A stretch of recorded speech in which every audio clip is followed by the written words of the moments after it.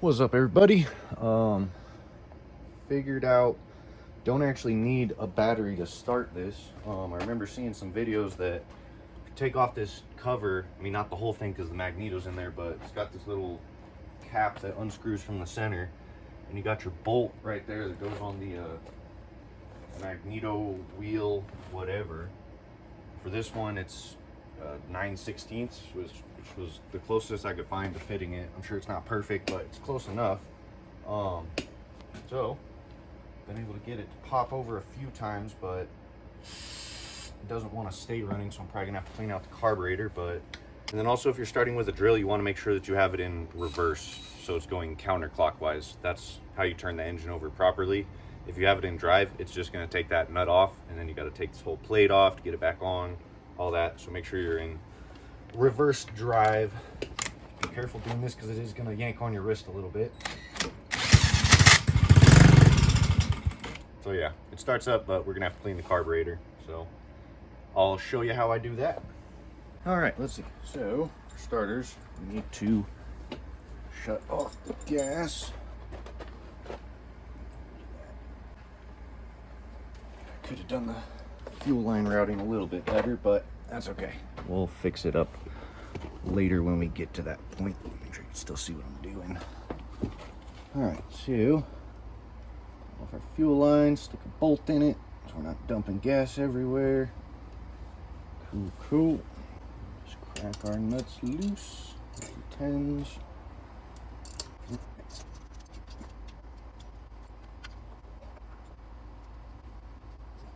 So yeah, if you're ever having problems starting up an engine, for me, 9 times out of 10, it's always the carburetor. It just has some dirt in it or something. Or at least if you're able to get it to pop over but it won't stay running, it's your carburetor. So keep an eye on that. And then the gas that was in this tank was kind of old. Once I drained it out, it was like super yellow. So I just switched out the gas, and I'm sure a good bit of it in the bottom of this carburetor got all gummed up. So we're just gonna clean it out, make sure all the jets are clear of dirt and gunk, and it should start right up. I also think I had the fuel mixture screw set a little bit too far in, so that could have also been a slight issue. Okay, take off our stuff. That out. That looks good enough. All right, let's move into the shed and we'll clean this bad boy up. All right, so yeah, dumping this gas out of it, it is green for some reason. So yeah, our carburetor is screwed up right now. So we're gonna I just use a PVC pipe end cap as a bowl. It's thick, good plastic that doesn't degrade too much, so I just reuse this a lot. So yeah, it's recommended to use like carburetor cleaner and stuff, but I just use regular gasoline and it works just fine. So fill that up about there. Good. Oh, start cracking into it. See how bad this really is. There we go. Yeah, look at that. Look at that. That is just disgusting. It is not supposed to look like that, but at least our gasket's still good. So just kind of dunk them in there and let it soak a little bit. Dunk this one in a few times. And sideways.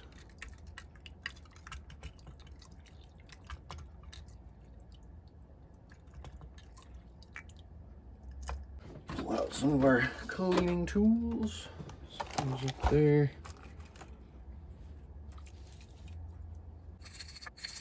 All right, I'm gonna call that piece good enough. So move over to this side. Gotta scrape off any of the heavy stuff. Then we'll pop out our pin for the floats. Some pliers for that. Oh. There we go. So that's our pin. Looks clean enough to me. And then our floats should just come right up, but it looks like our needle is actually stuck down there, so there we go. Okay, there's our floats. So that guy is stuck inside there, so we got to get that out very carefully. It got really gummed up, so that is probably our biggest problem right there, is that it's actually sealed and not letting any gas into the float bowl. So if we get that out, we should be good. I also have another carburetor I probably could be using, but it's a little bit bigger and I don't know how well it would actually fit inside that frame. So we're just going to stick with this one since we know it does fit and it does work. So, or it should work. Man, yeah, that is really in there. I don't want to break this spring. Does that pop off? Yes, it does. All right, so we'll just take that off for now. Don't want to lose that. Just get a good grip. See if we can pull them up. There we go. Nice. Yeah, that is just disgusting. Holy cow.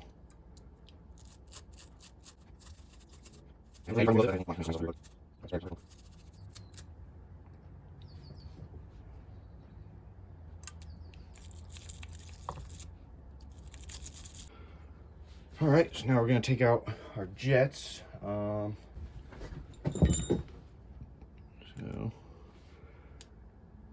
just carefully crack that loose. So the smaller one is going to be our pilot jet screw, or pretty much what lets it run at idle, and then our bigger one is our main jet, so that's what actually controls it when you're giving it throttle. So the smaller one is probably our bigger problem for sure, because we just want it to idle. I like to use guitar string. It's very sturdy and comes in plenty of sizes, so you can find just the right one to clear out any kind of holes you need to. And then there's also these holes on the side of it too, so make sure you get those as well.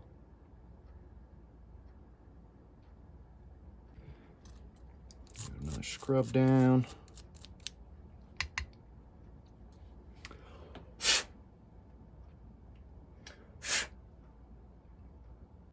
Let's see. You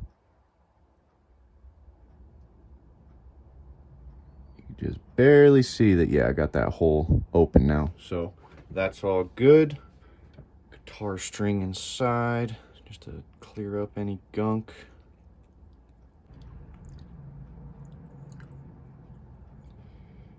Another thing that's not great about this carburetor is to fit the air filter on it, I had to put a piece of PVC pipe just to upsize it. I would highly not recommend that because PVC isn't good with gas. It's not gas resistant, but it seems to be doing fine for me. I'm wondering if maybe that's why it was all green on the inside. It could have been that just deteriorating, but we're gonna just leave it on there for now. I'd rather have an air filter that melts than no air filter at all. So unscrew our main jet now.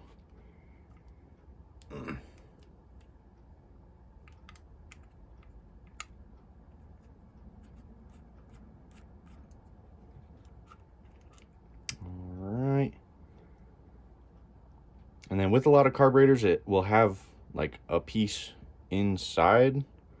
I'm guessing it might actually be this end tip, why it's like a flathead bit, and then you also have a hex so that you could unscrew that part from this assembly, and then that actually changes your jet sizing, so you'd be able to switch it out. Oh, lose a bolt with some of these other jet sizes. I don't think these would actually even go to this because this goes to my new carburetor, but if you did have other jets that go to it, then I believe that would be how you would swap it out.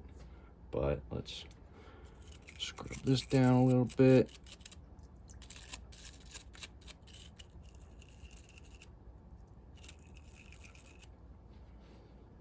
Give it another little dunk.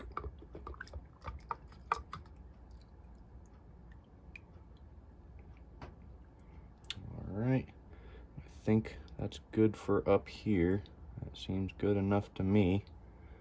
Set that back down. Go back to our guitar string. And just stick it on in. Make sure it's all clear.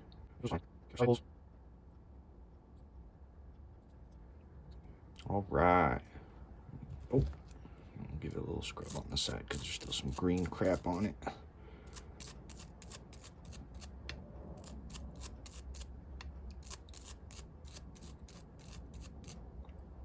Okay, and that should be it. So we'll just reassemble it now. Make sure everything is good and tight.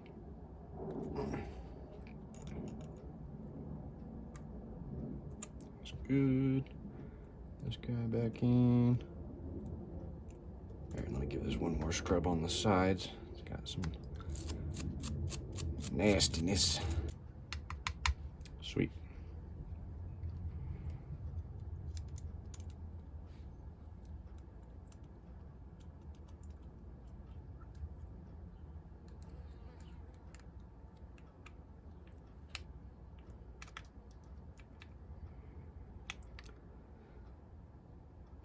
That should do it.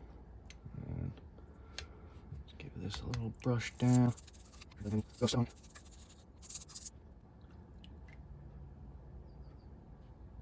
Cool. Just got a hair stuck to my hand. All right. So then we just hook that wire over our little latch there and just feed it back into the tube. Then we take our pin,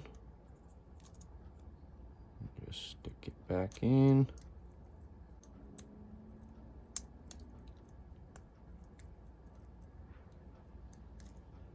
Going all the way through.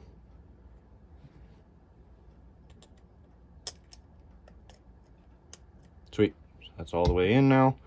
And then with adjusting these, you always want like the level of your float to be level with this like edge of your carburetor, so that when it's in the down position it's level and it's not like sitting up like that or further down.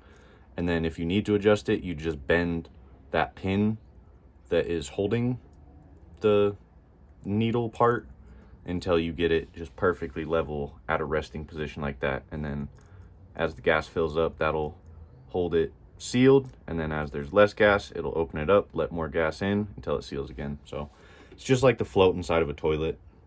So that is all those parts. So then we just stick this back on the way it came off, dig out our screws, and stick those back in.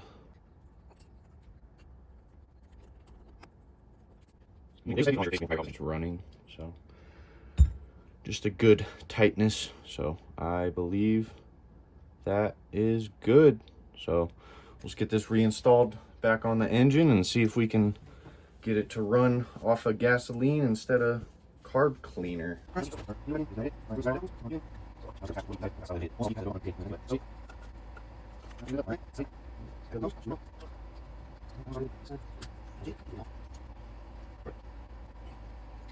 Again, if you have spacer plates on it, make sure you have them the correct way up. There's only one way for them to go on, and if you put them on upside down, you're going to have an air leak and it's not going to run right. So make sure your plates are the correct way. They're a little bit more triangular and like drop down lower on the bottom side, so that's how you would tell, or just line it up against your carburetor. So we'll grab a wrench real quick.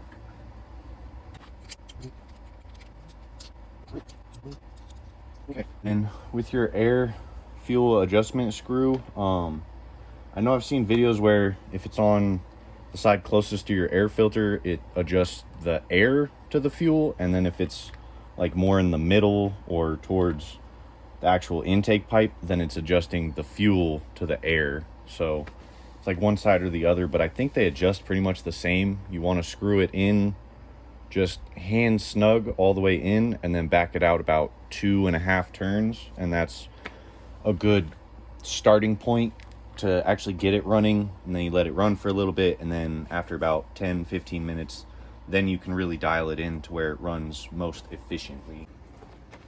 Drill, grab our spray, Might not even need the spray. Oh, I gotta get the fuel line back on. Can't forget about that.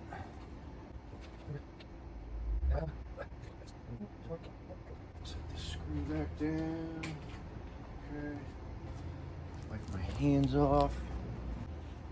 Okay, let's see what it does.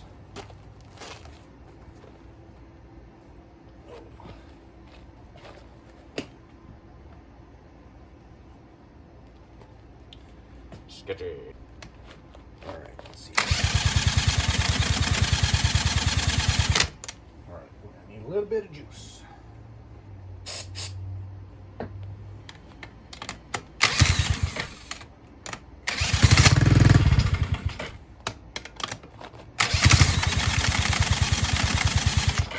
Let's try some choke.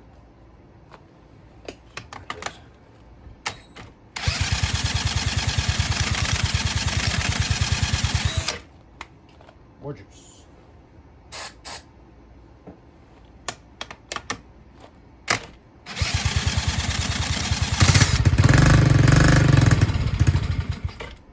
Just doesn't want to stay on. That is so weird.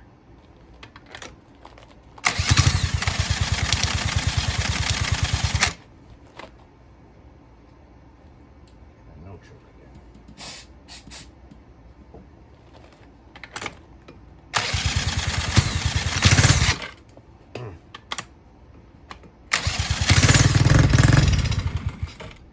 What the heck, man? All right, so here's my next plan. I know that this carburetor runs on my go-kart, so we might just switch this one out for the one on the ATV, see if we could start it with this one, or if we could get that carburetor started and running well on this engine and then switch it back, just depending how things go. This one has that elbow on it too, so it'll clear the gas tank and the pole and all that. They're almost identical, so hopefully we'll get away with this.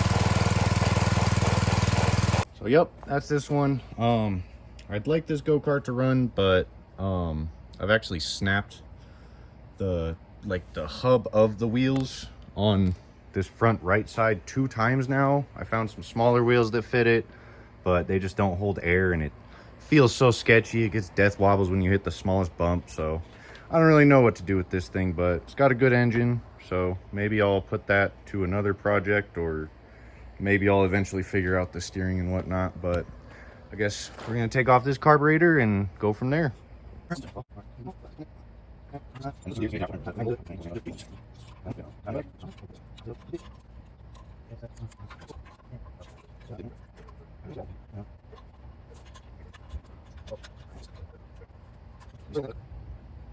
And then this is just a vent for the case, so that if there's any extra pressure, it can just release the air.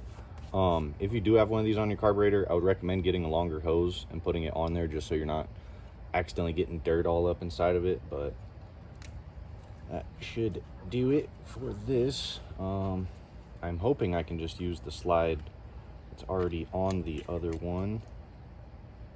I don't think I'm gonna be able to. This one looks a little bit smaller. All right, so now we'll take this carburetor back off again. My wrench. Nice. Okay, so looking at this, are they the same or different? Oh, why did you just get so tight? There we go. They might actually be the same. There it goes. Like that. Yeah, no, they are different sizes, so we're gonna have to steal the slide off the other one, but at least the caps are the same, so we'll probably leave that how it is. All right, got our proper slide, so let's take off this old one. Get our new spring. Come on. Press it down.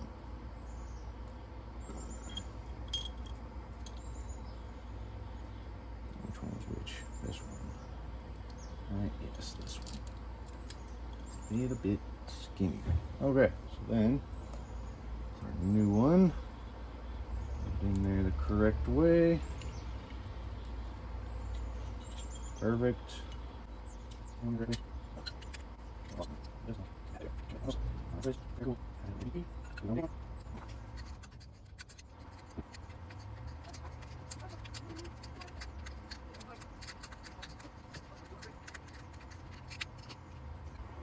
quickly put our gas line back on.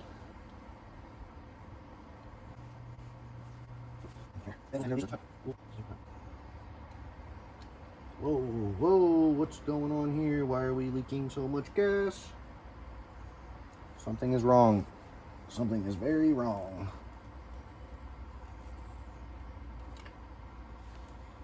Oh, crap. I think our float just got stuck. So for that, we're going to take a screwdriver handle and bang on it a little bit. So hold up. Just take the handle of our screwdriver and just kind of bang on it. See if that did it. Let's see. Gonna leak again? I think we got it. Sweet. Okay. Guess we'll try to crank this over again, see what it does. See what it do. Pop off, right? Yeah, that'll pop off so we can spray it in there if we need to. Ooh, it's pretty yucky in there. Just give it a little wipe down, make sure it doesn't eat anything. Nice, okay. Got the drill. Okay.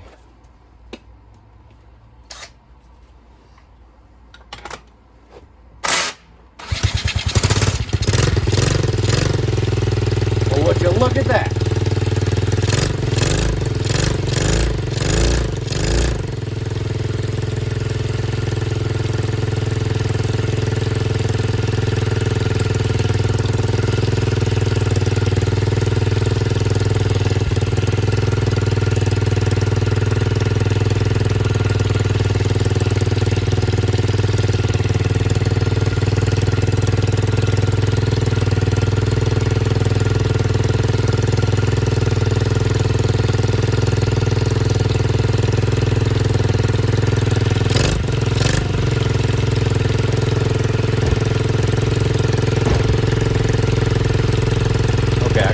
Down the idle just a little bit.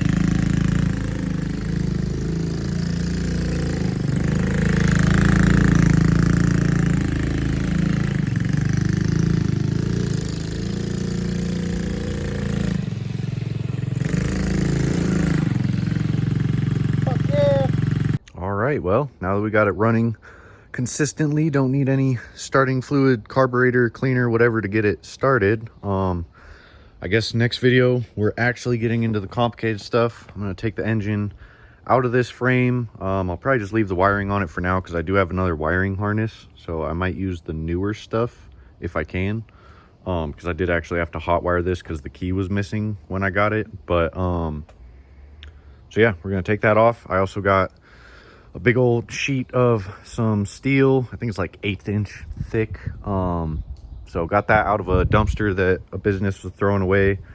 I'm gonna make the engine mount out of that. I'm probably gonna double layer it, but yeah, so start making all that and see if we can get it onto the chopper. So thank you for watching. Part 3 will be coming soon.